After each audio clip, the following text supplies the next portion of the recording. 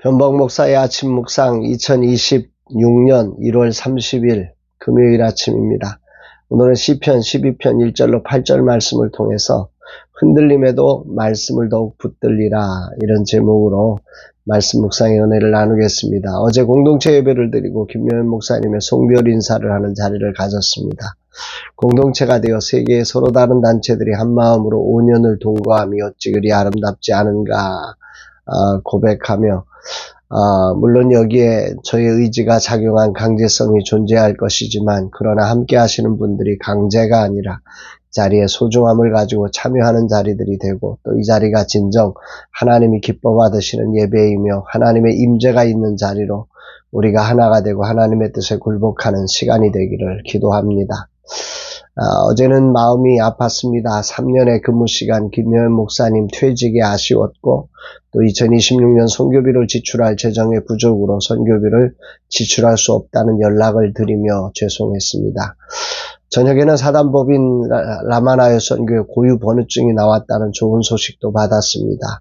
하루의 삶의 은혜로, 아픔으로, 다시 감사로 오락가락하는 하루를 보냈습니다. 이것이 인생인가 생각해 봅니다. 이날 주님 어떤 말씀으로 인도하실까? 본문은 다윗의 시편으로 어제에 이어서 혼란스러운 시대의 몇 가지 특징을 보여주고 있는데, 오늘을 살아가는 우리의 삶과 다르지 않으니 놀랍습니다. 첫 번째 특징은 경건한 자가 끊어진다는 거지요. 1절에 여호와여 도우소서, 경건한 자가 끊어지며 충실한 자들이 인생 중에 없어지나이다. 세상이 정의가 사라지고 혼란스러워질 때의 특징은 경건한 자와 충실한 자들이 사라져 간다는 거죠. 경건한 자와 충실한 자는 모두 헤세드라고 하는 하나님의 언약적 사랑에 근거한 삶을 살아가는 사람들을 말하지요. 그러니까 하나님의 언약을 붙들고 그 언약의 성취를 기대하며 살아가는 이들이 세상이 혼란스럽고 정의가 사라질 때 이들이 그 불의에 하나둘 사라져가기를 시작한다는 것입니다. 두 번째 특징은 두 마음을 가진 자의 출현입니다. 2절에 보니까 그들이 이웃에게 각기 거짓을 말하며 아첨하는 입술과 두 마음으로 말하는도다. 정의의 상실은 순전함의 상실을 가져옵니다. 그래서 사람들은 순전함이 아니라 상황에 따라 거짓과 아첨하는 두 마음을 가진 사람이 되어버리는 거죠. 겉과 속이 다르고 상황 따라 달라지는 이런 사람들이 속출하기 시작한다는 것입니다. 참 안타깝지요. 다윗은 이런 현실을 하나님 앞에 아뢰며 도와달라고 지금 외치고 있는 것입니다. 그러나 거기가 끝이 아닙니다. 시대적인 혼란, 불의의 현실, 이런 것들은 결국 악인들이 날뛰는 세상을 만들어 놓는다, 이렇게 다윗은 이야기하죠. 8절에 비열함이 인생 중에 높임을 받는 때에 악인들이 곳곳에서 날뛰는도다. 여기 비열함이라고 하는 히브리 단어는 질루트라고 하는 단어인데, 하찮은 것, 값싼 것, 도덕적으로 천박한 것, 경멸받아야 마땅한 행동, 이런 것들을 의미하는 단어입니다. 그러니까 하찮은 것들이 소중하게 여겨지고 부끄러워져야 될 것이 높임을 받는 이런 세상이 된다라고 하는 거죠. 이런 부끄러운 일이 사회적으로 용인되고 더 나아가 떳떳한 일이 되는 그런 사회로 전락해 가기 시작하면서 악인들이 정말 날뛰는 이런 세상이 되어져 버린다. 이것이 다윗이 본 이 혼란스러운 시대, 불의가 막 세상의 정의를 무너뜨리는 이런 시대의 특징이다, 이렇게 말씀을 하고 있습니다. 다윗은 이런 혼란스러운 시대를 살아가면서 이런 현실에 눈 감지 않고 이런 현실을 가지고 하나님 앞에 아파하며 기도하고 있는 거죠.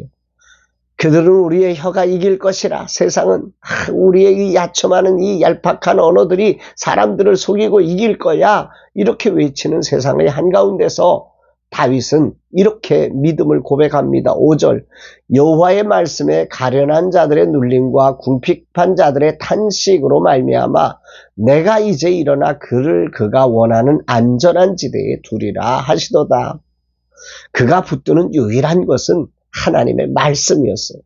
여호와의 말씀에, 그런 말씀에 의지하여 하나님께서 일어나서 경건한 자와 충실한 자를 안전한 지대로 옮겨주실 것이라 이렇게 고백을 하고 있는 것입니다. 이 말은 경건한 자와 충실한 자들로 흔들리지 말라는 격려지요. 그런데 여기서 우리가 기억해야 될 것은 이 안전지대에 두리라 이 말씀은 고난이 사라지는 안전이 아니라 고난 속에서도 하나님이 책임을 지신다는 의미입니다. 그러니 하나님이 너희들을 안전하게 하나님의 평강으로 마음과 생각을 지켜줄 것이니 경건을 포기하지 말고 꿋꿋하게 버텨내라 이런 말씀을 전하고 있는 것입니다. 그러면서 다윗은 여호와의 말씀이 얼마나 확실한지를 고백하지요. 6절에 여호와의 말씀은 순결하며 흑도가니에 7번 단련하는 같도다. 하나님의 말씀은 흑도가니처럼 연약하고 불안정한 사회의 한가운데서 당당히 신뢰할 만하도록 증명되어진 것이다. 이렇게 말씀을 하는 것입니다. 무려 7번이나 검증이 된 것이다. 그러니까 인간의 모든 조롱과 불의 속에서 그 속에서 이 하나님의 말씀은 조롱당하지 않았고 이 말씀은 사라지지 않았고 이 말씀은 감춰지지 않고 검증되어서 순결하게 하나님의 말씀이 살아있음을 세상에 증명한 것이다. 이렇게 말씀을 하는 것입니다. 그렇죠. 사람의 말은 상황에 따라 입장에 따라 바뀔 수 있습니다. 그러나 하나님의 말씀은 오히려 상황을 통해 분명하게 검증되어 그 순결함이 드러난다는 것입니다. 세상은 이상적인 약속들을 흩뿌리면서 약자들을 보호한다고 약자란 이름으로 악을 승인해주며 자신들의 이익을 향해 나아갑니다. 그리고는 상황이 바뀌면 사정없이 약자들을 버려버리지요. 이게 세상이지요.